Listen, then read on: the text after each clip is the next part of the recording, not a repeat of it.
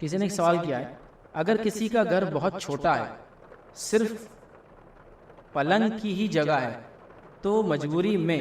کھانا اور نماز بھی ہو جائیں گی؟ بالکل، اگر گھر چھوٹا ہے، ایسی پلنگ کی جگہ ہے، تو اسی جگہ آپ کھانا بھی کھا سکتے ہیں، اسی پلنگ پہ آپ نماز بھی پڑھ سکتے ہیں، اس میں کوئی حرج نہیں۔ بس اس چیز کا خیال ہو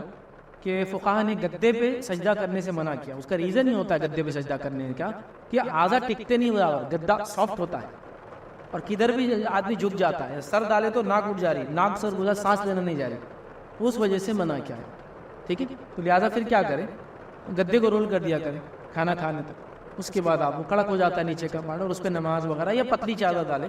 کھانا بھی کھانا اسی جگہ، نماز پڑھنے میں کوئی حرج نہیں۔ نبی اکرم صلی اللہ علیہ وسلم کا کمرہ کتنا تھا بتا دو تو آپ سمجھ جائیں گے۔ نبی اکرم صلی اللہ علیہ وسلم کے کمرے کے تعلق سے بات آتی ہے کہ آپ کے جو بیویوں کے حجرے تھے، یاد رکھیے 11 بیویاں تھیں، یاد رکھیے، اور آپ کے 9 حجرے تھے، اور ٹوٹل 10 کمرے تھے۔ ایک ایکسٹرا کمرہ تھا جس میں آپ عصر کے بعد جا کے کبھی کبھار لیٹا کرتے تھے، اور سب میں ایک ایک روم تھا، اسی روم میں چولہا تھا،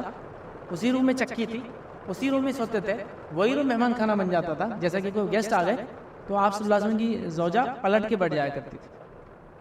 ادھر منہ کر، پورا ٹائم ادھر منہ کر کے بیٹھی، ادھر لوگ کھا رہے پی رہے پھر جا رہے، چونکہ لگانے کا پردہ بھی نہیں تھا گھر کے دروازے پہ، کچھ بھی نہیں تھا، دروازہ بھی نہیں تھا، کچھ دروازوں پہ پردے تھے، اور ماں عائشہ کے دروازے حجرے پہ تختہ لگا ہوا تھا، لیکن تختہ پھٹا ہوا تھا، سوکھا ہوا جو لکڑی ہوتی ہے نا، اتنا پھٹا ہوا تھا کہ آدمی جھانک سکتا تھا اندر۔ تو ان کے دروازے پہ پٹ تھا، کچھ بیویوں کے دروازے پہ کپڑا تھا، اور کچھ بھی نہیں، سمجھ رہے آپ؟ اور وہ پھٹے ہوئے کپڑے، اتنا غربت ہی تھی، بہت غربت تھی، پہن کے چادر جانے کے لیے نماز کو مسجد نہیں رہتی تھی، تو کیا آدمی پردہ لٹکائیں گا، کپڑے لگائیں گے، غربت تھی۔ تو ظاہر سی بات ہے ایک روم سارے کام کر رہا تھا، سب مطلب سونے کے لیے کھول دیا، سو گئے، سونے کے بعد گھڑی کر دیا، رکھ دیے، پھر وہاں نماز چالو ہے، کھانا چالو، ایکٹیویٹی ہو رہی ہے، پھر ڈال دیا، کوئی چیز سوکھ رہی، مسالے سوکھ رہے، وہیں سب وہیں ہو رہا۔ ایک روم اس dining room, kitchen, bed room, مردانہ، زنانہ، سب وہی ہے۔ تو پھر آپ کا ایک گھر ہے، پلنگ کافی ہے، ایک پلنگ ہے، ایک گھر ہے، پلنگ پہ ہی نماز پڑھیں، پلنگ پہ کھانا کھائیں، پلنگ رکھیں یا پلنگ کے بازو جگہ کر لیں، تو وہاں کھانا وہاں نماز میں کوئی مسئلہ نہیں ہے، یہ کوئی مجبوری نہیں ہے، یہ مجبوری نہیں ہے، زندگی ایسی گزرتی ہے، دنیا میں لوگوں کا اتنے گھر نہیں ہے کہ اس کے لیے یہ کرو، اس کے لیے وہ کرو، اس کے لیے وہ کرو، ٹھیک ہے؟ تو لہٰذا کوئی مسئلہ نہیں، آپ نماز پڑھیں،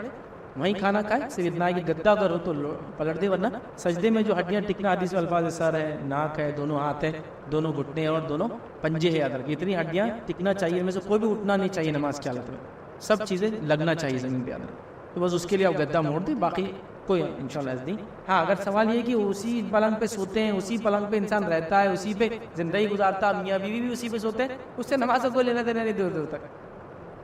نماز کا اس سے کوئی لینا دینا نہیں کہ وہ عمل میاں بیوی کرے تو غلاظت ہو جاتی ہے، وہ ناپاک، کچھ بھی نہیں ہے ایسا، سمپل ایک دم سینس، ٹھیک ہے؟ تو اس کا کوئی اس سے لینا دینا نہیں، یاد رکھیے کہ پھر چادر بدلنا نہیں ہوتی، فلاں، کوئی اس سے بھی لینا دینا نہیں۔ آپ جہاں رہتے ہیں، جہاں سوتے ہیں، وہیں کھائیے، وہیں نماز پڑھ سکتے ہیں، اس میں کوئی حرج نہیں، یاد رکھیے۔